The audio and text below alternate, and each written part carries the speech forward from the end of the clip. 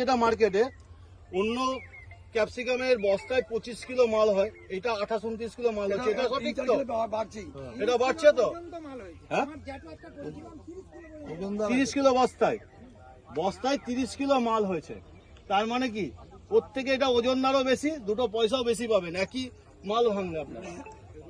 আর এটার শক্ত, মানে এর খোসাটা কিন্তু হার্ডি, এটা এখানে কাটার কিছু নেই, হাত দিয়ে ভাঙছি, এটা হাত দিয়ে ভাঙা কঠিন। এটা দেখুন কত মোটা খোসা ভেতরটা, এটা এতটাই শক্ত, যেমন দিল্লি বোম্বে মাল যাচ্ছে এখান থেকে 4 দিন 5 দিন এটা অ্যাজ ইট ইজ থাকবে। তো ব্যাপারীরা আপনাদের কাছ থেকে এই মালটা কিনতে কিন্তু আগ্রহী হবে। যাদের সাথে আমরা ব্যাপারীদের সাথে কথা বললাম তারা টর্নেডোর প্রতি কিন্তু খুব আগ্রহী। সামনের বছর কিন্তু আপনারা এইটা যদি আপনারা চাষ করেন আশা করি লাভবান হবেন অন্যান্য ক্যাপসিকাম থেকে। তো এক কথায় আপনাদের আশা করি সামনের বছর ক্যাপসিকাম টর্নেডো হবে তো আপনাদের জমিতে।